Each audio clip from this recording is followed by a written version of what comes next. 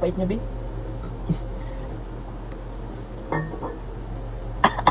Ayoko na, Bi. Balik Red Doors tayo, Bi. Bakit? Ako si Sara Duterte. I'm so versatile. I'm flexible. Kaya-kaya kayo lahat patumbahin. Diba? Ako ang pinakamatapang na vice president. Bakit ako matapang? Ayan din yung mga ingredients ko, yung mga sangkap ko, pangunahing sangkap, mga DDS, mga uto-uto. O, kung anong sabihin ko, banal pa rin ako sa paningin nila, di ba? Ganyan ako kagaling. Thank you so much, mga baby girls and boys, mga baby girls and boys, mga DDS, mga uto-uto. Ganyan ako kagaling. Kahit anong sabihin ko, kahit ito. Huwag kang mag-alala, ma'am, Mm. sa security ko. Kasi may kinausap na ako na tao. Mm. Sinabi ko sa kanya, kapag pinatay ako, patayin mo si BBM, si Lisa Araneta, at si Marty Tomales. No joke. No joke ka pa, ha? No joke. Nagbilin na ako, ma'am. Pag namatay ako, sabi ko, huwag ka tumigil na. Hanggang hindi mo mapatay sila. And then he said yes. Diba? May commitment.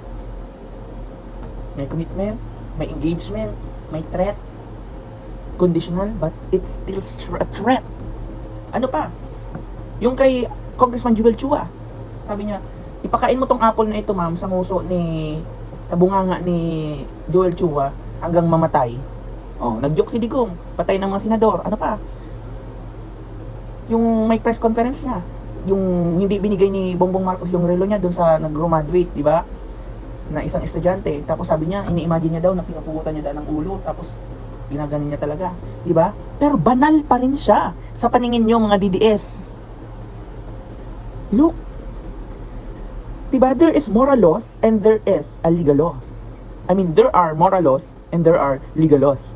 Oh, mga perfectionist pa naman mga nila lang, pero limitado ng kautakan. Di ba? Sumagot kayo. Ay. Graba ka, girl. Ang tigas, ha?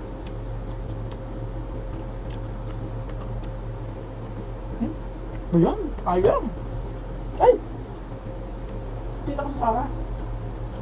Kumakain siya ng... Kumakain pa na sa Sara ng pansit. Ayan. Crocodile na to. Anyway. Diba? Kaya kayo mga DDS, kahit patambling-tamblingin nyo sa Sara, hindi magbabago, B. Ganyan na yan.